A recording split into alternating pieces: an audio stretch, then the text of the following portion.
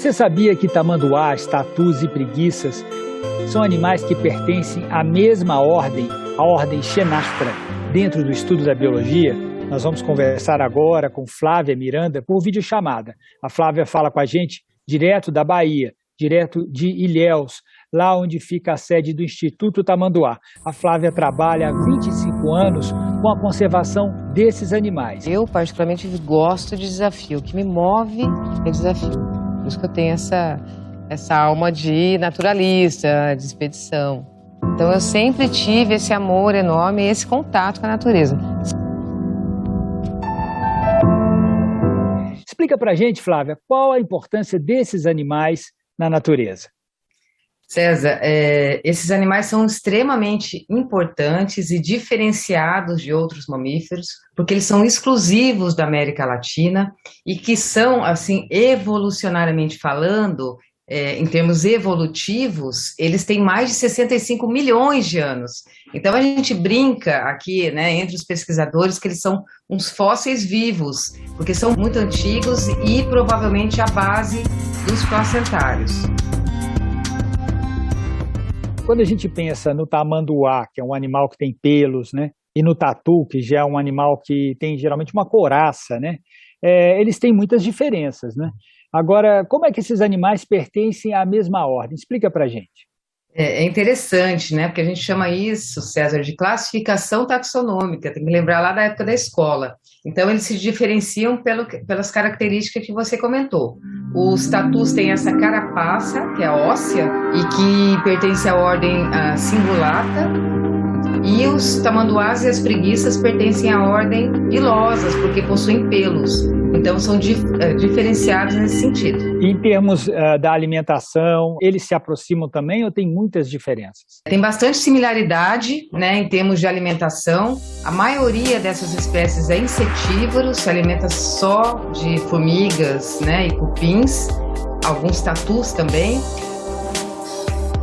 Já as preguiças são folívoras, se alimentam de brotinhos de folhas, né? Por isso que a gente até brinca que ela é uma jardineira da floresta. E a gente visitando o site do Instituto Tamanduá, a gente vê lá que existe inclusive um tamanduá que mais parece uma preguiça, né? Que é o tamanduaí, é o menor tamanduá do mundo, né? Fala um pouco pra gente desse animal.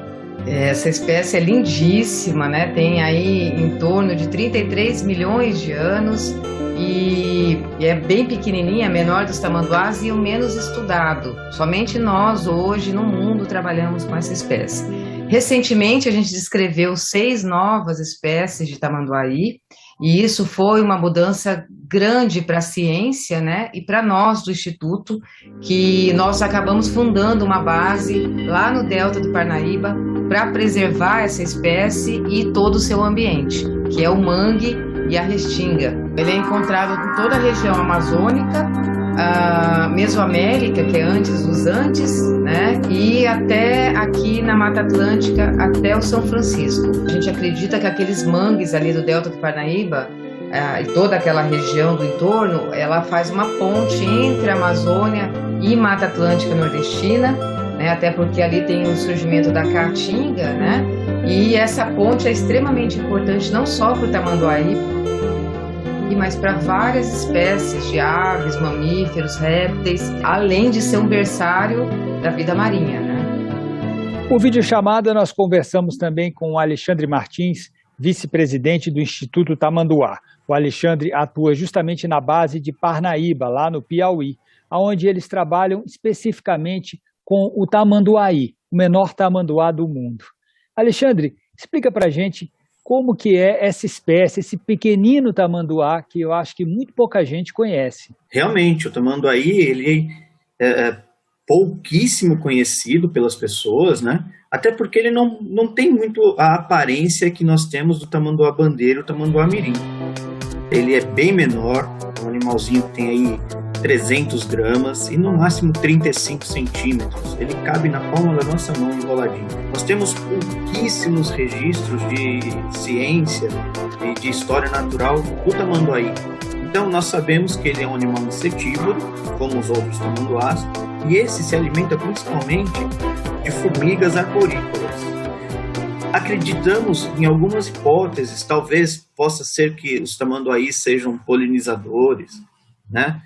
Façam o controle dessas espécies arborícolas, não permitindo com que talvez venha a ter a morte de alguns exemplares de árvore, mas isso tudo para nós ainda é necessário estudo. E é isso que nós estamos fazendo aqui, indo a campo, acompanhando esses animais em vida livre e tentando entender como que é a biologia, a ecologia e como esses animais vivem na natureza. Quais são as maiores ameaças? Qual é a condição dele hoje em termos de risco? O desmatamento, queimadas, né? A expansão e especulação imobiliária. Aqui no Delta do Parnaíba, por exemplo, é uma região que está crescendo muito com especulações imobiliárias e fundiárias. Isso é um problema, né? Porque você acaba desmatando ali para construção de loteamentos e outros empreendimentos. Na Amazônia também, com os desmatamentos aumentando muito nos últimos anos, né? Para a exploração de agricultura e pecuária. E a falta de conhecimento das pessoas de que bicho é esse também é um problema, César. Porque ele é muito pequenininho e fofinho. Alguns desconfiam, poxa, ele é um filhotinho ainda, e não sabem o que esse animal come, ou o que esse animal se alimenta. Acabam prendendo ele para ter de estimação, e em cativeiro é um animal que acaba perdendo a vida muito rápido, por conta de falta de nutrientes. Ele é um animal, como eu já disse para você, arborícola, né? Ele fica sempre na copa das árvores. Quando a gente está andando embaixo da floresta, ali no chão, olhando para cima, dificilmente você vai ver um tamanduá. Ele não procura o ser humano para nada. É um animal super tímido e ele tem hábitos noturnos. Ele vai dormir o dia todo e quando chegar perto ali das 5:30 da tarde, ele acorda, toma o seu banho matinal, se lambendo, ajeitando os seus pelos e anda a noite inteira atrás de alimento. Sempre se alimentando um pouquinho em cada galho para não eliminar ali totalmente a colônia de formigas que ele está se alimentando. Ele tem as patinhas adaptadas para andar em galhos, né? Diferente dos outros tamanduás. Como ele é um arborícola, ele tem essas adaptações morfológicas para que ele possa ter um ótimo desempenho no deslocamento nas árvores. E a cauda preênsil, como a dos primatas. Então ele usa a cauda como um quinto membro também, que ele agarra nos galhos com essa cauda. A gente conversa também com Maria Helena Baldini, ela é médica veterinária e coordena a base do Instituto Tamanduá lá no Pantanal. Ela está falando com a gente direto de Aquidauana, no Mato Grosso do Sul. Essa base ela foi criada em 2021, em decorrência dos incêndios, né, que assolaram o Pantanal nos anos de 2019 e 2020. Então, pela redução da população de tamanduás-bandeiras na região, que foram mortos por conta direta ou indireta dos incêndios, o Instituto Tamanduá resolveu criar uma base aqui para fazer a reabilitação de filhotes de tamanduá-bandeira, para que eles pudessem ser soltos e receber uma segunda chance de voltar à natureza. Então, o nosso trabalho aqui na base é com a reabilitação, criação desses filhotes e a recolocação desses animais no seu habitat natural. Esses animais, eles são encaminhados para o Centro de Reabilitação de Animais Silvestres, em Campo Grande, logo que eles são resgatados pela Polícia Ambiental ou Corpo de Bombeiros. Lá eles recebem o tratamento veterinário, são estabilizados, e como um número muito grande de filhotes ficaram órfãos, a equipe de Campo Grande manda esses animais para a gente, para que aqui a gente faça a reabilitação deles. Inicialmente, a gente faz o tratamento em recintos de reabilitação, que a gente chama, que são recintos menores. Eles podem ficar sozinhos no recinto ou em dupla, enquanto eles são filhotes. Depois desse período, eles vão para um recinto bem maior, quando eles já estão em torno de 1 ano e meio de idade, acima de 15 quilos. Eles vão para um recinto maior, que é imerso no ambiente mesmo. Então, eles não têm mais uma toquinha para se esconder, eles vão dormir na vegetação, aprender a cavar o buraco que eles fazem e aonde se esconder.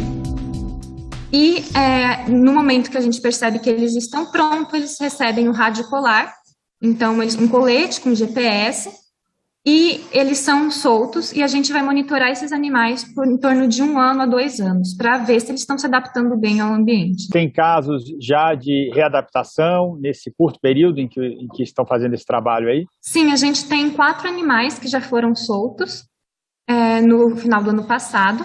E esses animais, a gente está fazendo o monitoramento deles e eles já estão, até agora, a gente obteve sucesso porque eles estão bem, já estão procurando uma área nova para eles morarem, né, para esse seu território. E eles já têm se espalhados aqui pela região das fazendas, em torno da Fazenda São José, onde estamos.